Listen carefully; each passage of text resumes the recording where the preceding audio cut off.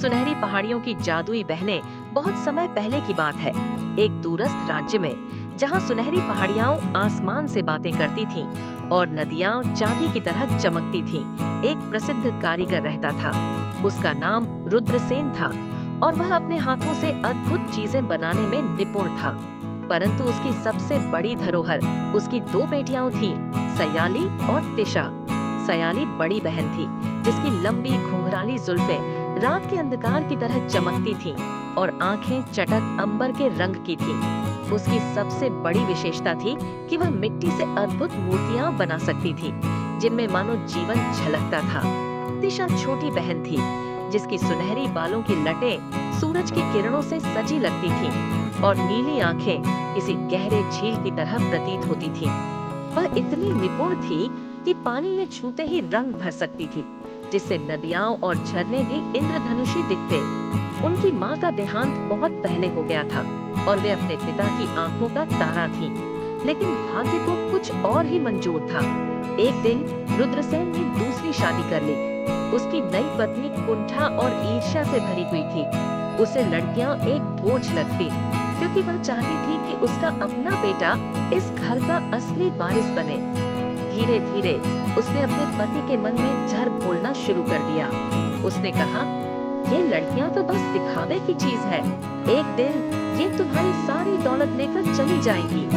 रुद्रसेन, जो अपनी पत्नी से अत्यधिक प्रेम करता था, उसकी बातों में आ गया। एक भयानक रात उसने एक निर्णय लिया। वह अपनी बेटियों को सुदूर जंगल में छोड़ देगा। अंधकार की गहराइयां। अगली सुबह उसने अपनी बेटियों को घुमाने के बहाने बुलाया। सयाली ने एक गहरा लाल रेशमी परिधान पहना था, जिस पर सोने की कढ़ाई थी, और तिशा ने नीले और चांदी के धागों से सजा हुआ परिधान पहना था। वे अपने पिता पर आंख मूंदकर विश्वास करती थीं और खुशी-खुशी उसके साथ चल पड़ी। परंतु जब वे जंगल के भीतर पहुंची, अचानक जमीन उनके पैरों तले फिसल गई। वे एक गहरे अंधेरे गड्ढे में गिर गईं। जब उन्होंने ऊपर देखा तो उनके पिता का चेहरा दिखा। उनकी आंखों में दुख था, परंतु वह उन्हें अकेला छोड़कर चला गया। अब वे बिल्कुल अकेली थीं। चमत्कारी शक्ति का उदय सयाली ने अपने चारों ओर देखा। दीवारें ठंडी और कठोर थीं और चारों ओर अंधेरा छाया था। भूख और डर ने उन पर कब्जा करना शुरू कर दिया। तिशा थर-थर कांप रही थी और उसकी आंखों से आंसू बह रहे थे।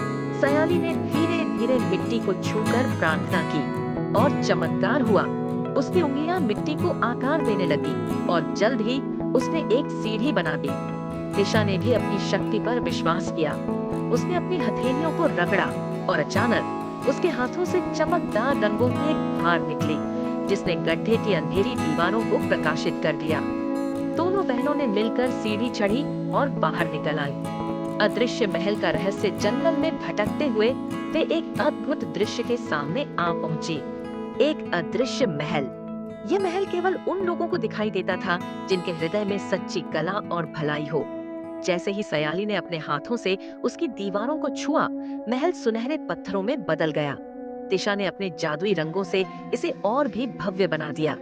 महल के भीतर रहस्यमयी रोशनी चमक रही थी।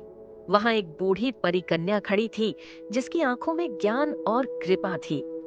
प्रिय बच्चियों, उसने कहा, तुम्हारे पिता ने तुम्हें छोड़ दिया, परंतु नियति ने तुम्हें एक महान उद्देश्य के लिए चुना है। यदि तुम अपनी कला का उपयोग प्रेम और भलाई के लिए करोगी, तो यह महल तुम्हारा होगा।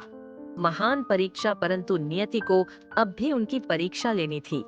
कुछ ही दिनों बाद पड़ोसी राज्य के लोभी और निर्दयी राजा ने इस रहस्यमयी महल के बारे में सुना और इसे हड़पने की ठानी। उसने अपनी सेना भेजी, परंतु सयाली और तिशा अब असहाय नहीं थीं। सयाली ने मिट्टी को छूते ही एक विशाल दीवार बना दी, जिससे शत्रु भीतर नहीं आ सके। तिशा ने पानी में अपने जादुई रंगों को मिलाया और ऐसे भ्रम पैदा किए कि शत्रु अपनी दिशा भटक गए।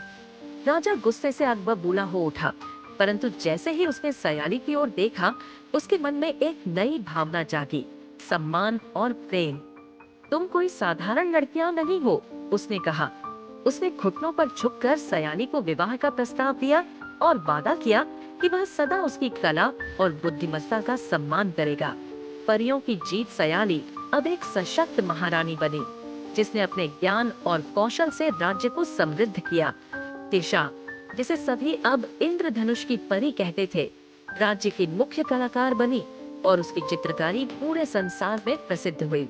उनका अदृश्य महल अब स्वर्ण से दमकता था और वहाँ हर कोई शांति और सौंदर्य का अनुभव करने आता था। अंतिम सबक, जब उनके पिता को उनकी अपार सफलता का पता चला तो वह क्षमा मांगने आया, परंतु सयाली और तिशा ने उसे देखा और बस इतना कहा, हर घाव भरा नहीं जाता, परंतु हम घृणा में नहीं जीते।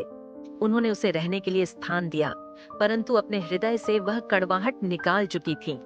अब वे दोनों कला, प्रेम और न्याय की प्रतीक थी। यही थी दो परी बहनों की कहानी, जो कठिनाइयों से उठकर अपने भाग्य की निर्माता बनी और जिनकी गाथा इतिहास के स्वर्ण अक्षरों में लिखी गई। क्या आपको ये कहानी पसंद आई? अगर हाँ, तो बताइए।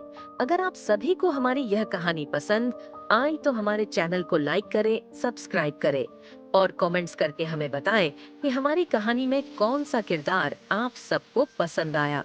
धन्यवाद।